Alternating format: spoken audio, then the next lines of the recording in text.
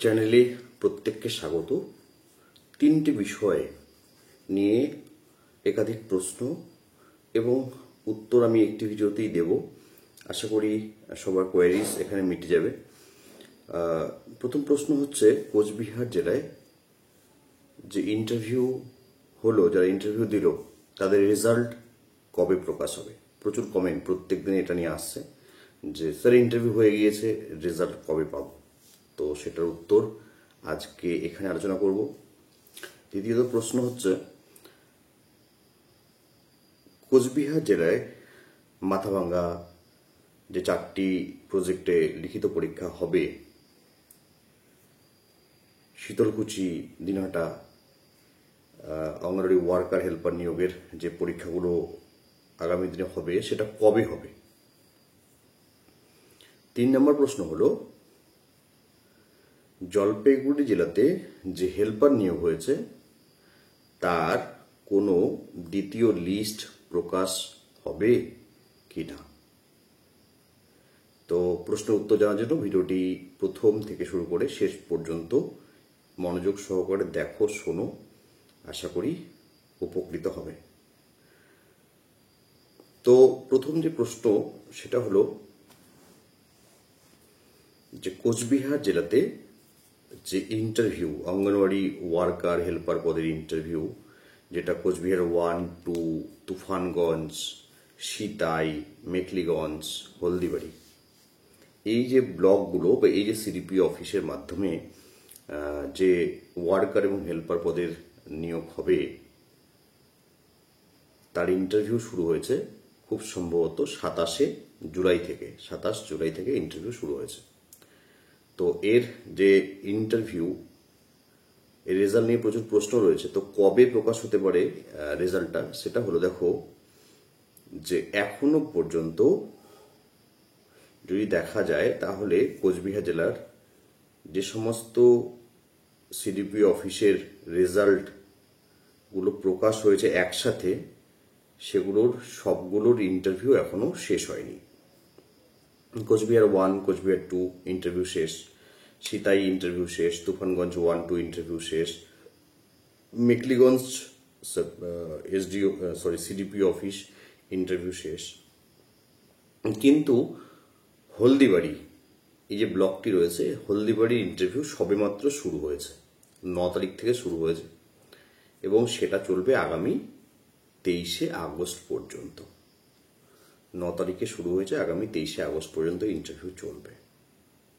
তো যেহেতু লিখিত পরীক্ষা একসাথে হয়েছে, রেজাল্ট একসাথে প্রকাশ হয়েছে, ইন্টারভিউয়ের তারিখ একসাথে ঘোষিত হয়েছে, ইন্টারভিউ শুরু হয়েছে কিন্তু শেষ হয়নি, তাই যতক্ষণ না পর্যন্ত হলদিবাড়ি ব্লকের অঙ্গনওয়াড়ি ওয়ার্কার হেল্পার পদের ইন্টারভিউ শেষ হবে, ততক্ষণ পর্যন্ত রেজাল্ট প্রকাশ হওয়ার কোনো সম্ভাবনা নেই। তাহলে 23 তারিখে যদি এই লিখিত ইন্টারভিউটা শেষ হয়, তাহলে কি 24 তারিখে প্রকাশ হবে? না, 23 তারিখ ফ্রাইডে আছে, তো 24, 25 তারিখে, 26 তারিখে হওয়ার কোনো চান্স নেই। তোমরা ধরে চলতে পারো যে ফাইনাল মেরিট লিস্ট সেটা তৈরি করতে কিছুটা তো সময় লাগবে। যদিও যে সমস্ত ব্লকগুলোর ইন্টারভিউ শেষ, আশা করব যে সেগুলোর মোটামুটি কাজ চলছে, কারণ আমরা কোচবিহারের কিন্তু যথেষ্ট ভালো অগ্রগতি দেখতে পাচ্ছি এই নিয়োগটা নিয়ে। তারা কিন্তু খুব তাড়াহুড়ো করেই সমস্ত কিছু করছেন, ভালো করে করছেন। আমি আগেও বলেছিলাম, আবারও বলছি।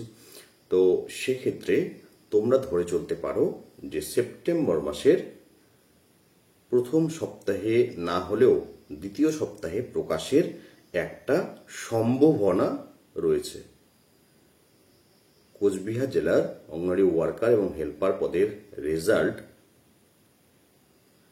সেপ্টেম্বর মাসের, ইন্টারভিউ রেজাল্ট সেপ্টেম্বর মাসের প্রথম সপ্তাহে না হলেও দ্বিতীয় সপ্তাহে প্রকাশ হওয়ার একটা সম্ভাবনা রয়েছে। এবার 3 নম্বর প্রশ্নের উত্তরে আসি, 2 নম্বর প্রশ্নের উত্তর দেওয়ার আগে। 3 নম্বর প্রশ্নটি ছিল যে জলপাইগুড়ি জেলাতে কি হেল্পার পদের কোনো দ্বিতীয় লিস্ট বেরোবে? দেখো, এটার বিষয়ে বলতে গেলে সম্ভাবনা নিয়েই কথা বলতে হয়। আমরা বিভিন্ন ক্ষেত্রেই সেকেন্ড লিস্ট দেখতে পাই, সেকেন্ড লিস্ট প্রকাশ করা হয়। হেল্পার পদে নিয়োগটা অনেকদিন আগেই হয়ে গেল, তোমরা সকলেই জানো, খুব সম্ভবত জানুয়ারির দিকে এটা হয়ে গেল।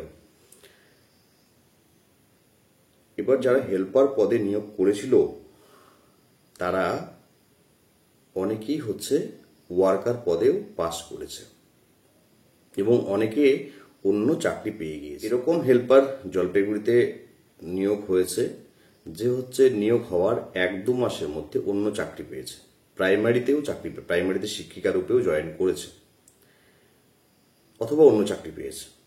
তো স্বাভাবিকভাবেই তারা কিন্তু হেল্পার পদে কাজ করবে না, ছেড়ে দিয়েছে, তো শূন্য পদ তৈরি হয়েছে। আবার অনেকেই হচ্ছে হেল্পার পদে চাকরি পেয়েছে, ওয়ার্কারে ইন্টারভিউ দিয়েছে, তাদের রেজাল্টটা প্রকাশ হবে, হওয়ার পরে তারা যদি ওয়ার্কারে সিলেক্টেড হয় তাহলে হেল্পারের চাকরিটা ছেড়ে দেবে, তাহলেও শূন্য পদ তৈরি হবে। তাই আশা করা যাচ্ছে বেশ কিছু শূন্য পদ জলপাইগুড়ি জেলাতে হেল্পার পদে তৈরি হবে যখন ওয়ার্কারের রেজাল্টটা প্রকাশ হবে এবং তাদের জয়নিংটা কমপ্লিট হবে।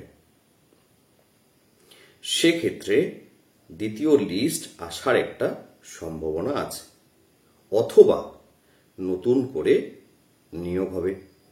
নতুন করে যদি ICDS এ নিয়োগ হয় জলপাইগুড়ি জেলাতে, তাহলে সেক্ষেত্রে শিক্ষাগত যোগ্যতা থাকতে হবে মিনিমাম উচ্চ মাধ্যমিক পাস এবং বয়স হতে হবে সকলের জন্য maximum 35, SC, ST, OBC, general সকলের জন্য 35 বছর পর্যন্ত বয়স হতে হবে, উচ্চ মাধ্যমিক পাস হতে হবে। এরপরে যদি অঙ্গনওয়াড়ি ওয়ার্কার বা হেল্পারের নিয়োগ হয়।